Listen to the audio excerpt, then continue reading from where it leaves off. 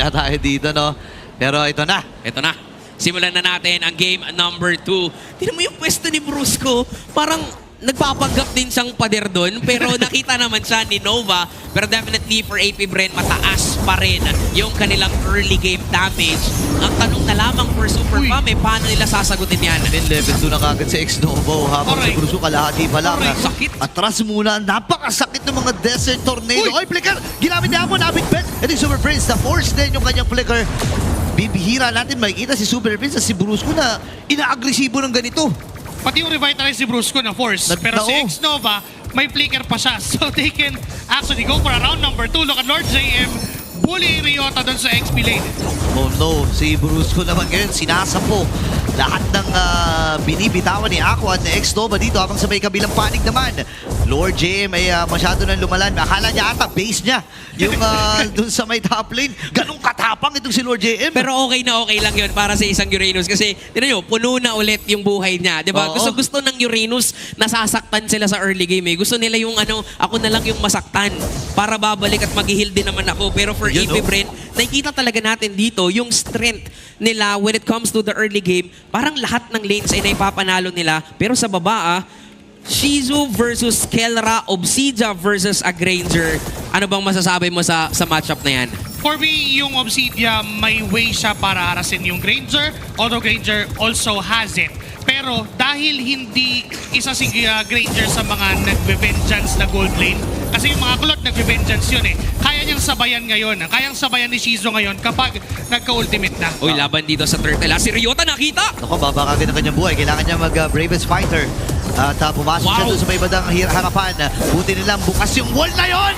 At nabuksan din ang pagkakataon na mapatay itong jungler from AP Bren. Kaya lang si Kiko ay namaalan din. 1-for-1 na magiging palitan. Mapatay din sa may Lord JM. Niligsan na yung bagong. Bruso ngayon nila ipit sa kamay ng AP.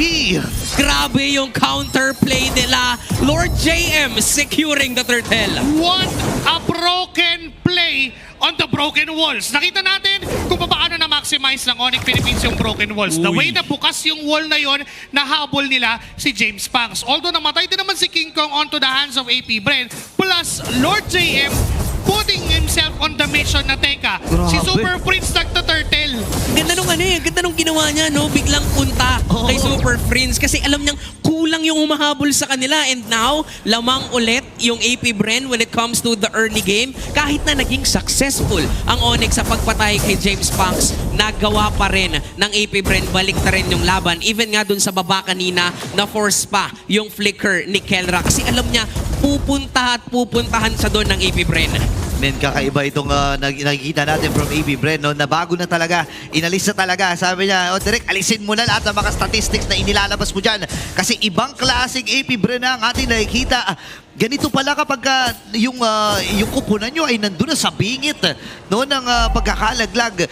Playoffs talaga ang hinahabol ng AP Bren eh. Plus ultra talaga, no? Ilalabas na yung pwedeng ilabas para dito sa AP Bren. Yan sa Obsidia, yung bar sa baba, yun yung kailangan niyang punuin na 30 stacks.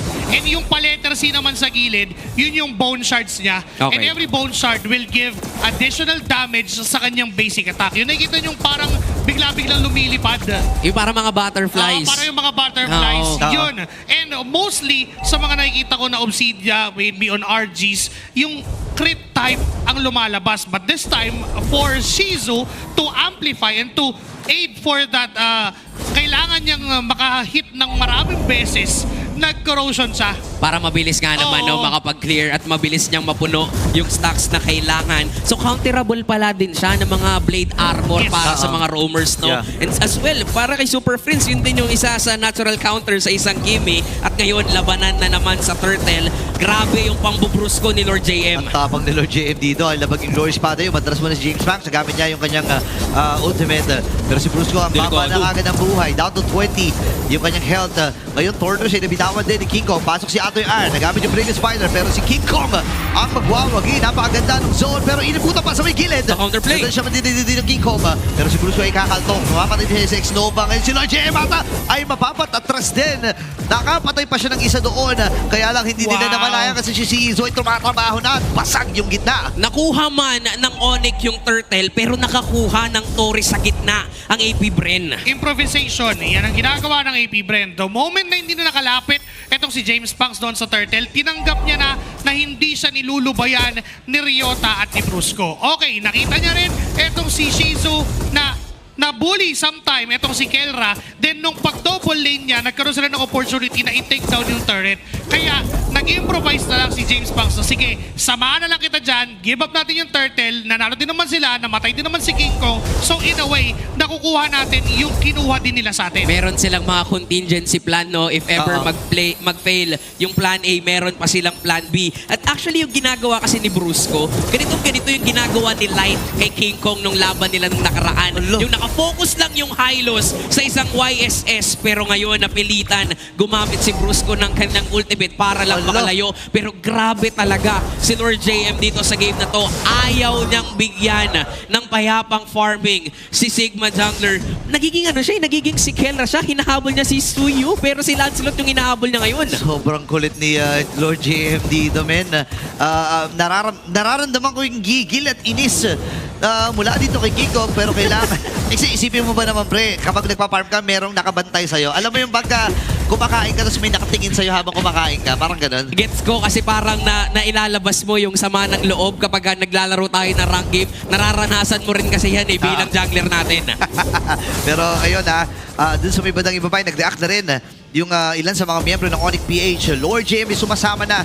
Iniwan na nila sa may bandang itaas itong si James Punks. Ngayon, huling pagong ng laban na ito. May tag-isa naman ng AP Bren at Onyx. Pero pwesto na muna dito ang Hive. Mukhang 5v5 na magiging laban dito. And si Brusco agad yung binibigyan nila. Pero gumamit na ng Glorious Pathway. Okay, pati yung Traction Pulse ay nabitawan na rin. Ngayon si Aqua yung matras. Lord JM may buhay pa rin talaga. Grabe yung sustain power.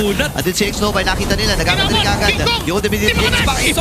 Si King Kong, mga kaibigan, yung si X-Nova kailangan matras. Brooklyn pumasok na rin pero pamatay siya kamay dito ni Shizu. Kailangan matras si Shizu. Nabuhay pa rin naman. Pero si Kera at ang gold standard ang kanilang inahabol. Pagong ay malaya. Si Atoy Ara magiging target. Wala siyang previous fighter dito. Walang matapang sa pamilya ng AB Bren. At sila ay nakakuha ng 4. Turtle plus 4 kills. Nakikita natin ngayon yung strength ng isang Obsidia.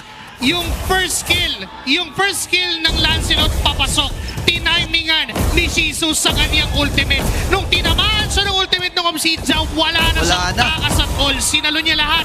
Lantern Flare, Raging Sandstorm, even yung Ionic Fates mula kay Lord JM. And that paved the way for AP Bren to secure that objective. And if that would happen another time, si King Kong na naman yung mahihirapan, hindi makakagalaw ang Onyx Philippines. Yun pa naman yung strength ng isang Lancelot. Yung makapag-outplay ka because of your dashes. Pero kung maka-counter ka nga at hindi ka makakadash, tila ba parang maglalakad ka na lang at wala ka nang talagang lakas para makalaban. Pero nandito lalaban ang Onyx. Okay, Hotdog na nagamit niya pero sa badbayo kanina damage. Iniwan na ni Aqua. Kailangan niya ring miska po. 4 na miyembro kagad ng Onyx ang magkakasama sa gilid at sa kanan. Naman ito si King Kong. Ngayon, babalanse muna sila ng wave dito. X-Nova, Aqua, and Lord JM nasa may bandang itaas. Pero iniiwan lang muna nila at nakikipagkitaan. Mountain Shocker ay nagamit na rin. Magkakitaan natin yung mga jungler din sa may bandang ibaba. Pero mauna si Lord JM. Napakahunat lamang talaga. At sama-sama na rin ng pamilya dito. AP Bren at ang kanilang pamilya. Alam mo naman mga bubuyog, magkakasama din talaga pag umaatake yan. Ganun ang pinapakita nila dito against Onyx Philippines. Aray. Lord JM atas, alam mo pre, kahit mapaaray ng mapaaray yan, babalik at babalik, makulit yan Babalik at babalik lang din yung buhay niya. Ano lang iindahin lang ng onte yung sakit pero okay lang yun para sa kanya. Ulit, ina mo parang wala lang nangyari at mabilisang pagbabalik mula sa AP Bren patungo dun sa taas pero tila ba alam na ng Onyx paano nila ka-counterin dito si Shizu. Hanapin lang ulit, surpresahin, pick-offin lang ulit kapag mag-isa yung isang Obsidia. Di rin kasi tumama yung ulti niya kay Ryota. If that connected to the Lapu-Lapu, malamang hindi naka-ulti si Ryota at that time. Kaso, tumama yon kay Brusco sa Hylos. So, okay lang naman kahit di makadash. Wala naman dash talaga yung Hylos. Lakat lang naman talaga gagawin yan. And if mauulit yung nangyari na si King Kong yung tamaan nun, it would be a disaster for this Lord Take sa Onyx Philippines. Sakit na rin ni Aqua. Nararamdaman na rin talaga ni Brusco yung kahapdian ng isang Zushin. oh my Even gosh. Super Prince. Ang hapdi. Panigurado naka-blade armor na kasi itong si Lord JM. Oh my Kaya goodness. mismong si Prince nasasaktan siya sa sarili niya. Yan si Brusco, nagamit yung Revitalize. Si Atoy Arata may ipit. Kailangan niya mag-dash out. Ako napakatapak. Tatama din traction pulse. Pero nabitawan na rin yung Crimson Beacon. Ngayon, atras mo si Lord JM. Uy. Glory Spotlight nabitawan. Ang baba ng buhay ni Brusco. Pwede mag-turn. Dito ang AP Bren. Unat Atras ni mo na si Lord JM. JM. Ang bababa na ng mga buhay dito ng Super Fam. Si X-Nova nagamit na rin yung kanyang conceal at ibibigay na ng Super Family ang Lord na ito. Isang malinis na Lord Take para sa AP Bren. And speaking of Lord, si Lord JM talagang binibigay niya lang yung sarili niya sa Super Fam. Parang pinoprovoke lang niya eh. Yung Onyx Philippines, every Oo. time na nandyan siya, nakikita niya si Kelra. Sige, walang mangyayaring galaw. Kasi sasaluhin niya lahat.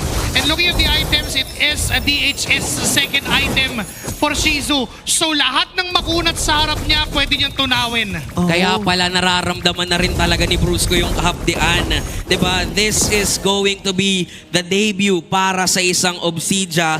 And masasabi natin na napapagana talaga ng AP Bren to. 6K gold lead. Meron pa silang Lord na makakasama dun sa itaas. At para ba sa Onyx, Sir Joshi, ano pa bang kailangan nilang gawin dito para masagot at mabaliktad tong laban na to? Kailangan hindi yung dashing hero ang sasalo ng ultimate ng Obsidia.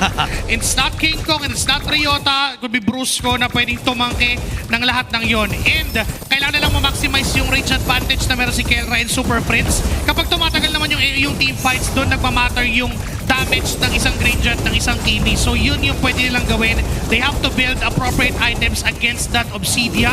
And hindi lang yun, against Aqua as well. Kasi you mentioned earlier, masakit na rin yung pa-spotlight na ginagawa ni Aqua. At mabilis lang din para sa Onyx depensahan yung Lord kasi that is actually the first Lord pa lang ng game na to. Pero for AP Bren, alam din kasi nila na lamang sila dito sa laban kaya tuloy lang sa pagdidil ng pressure. Masasabi natin na talagang nakakapag-farm ng matiwasay si James Punks dito. Yung debut niya for that Yisung Shin talagang napapagana niya at literal kung sinong humaharap sa Super Fam tinutunaw ng kahit sinong miyembro ng AP Bren. Ang hirap ng sitwasyon dito ng Onyx Philippines pero hindi pa rin naman imposible no, para sa Super Fam.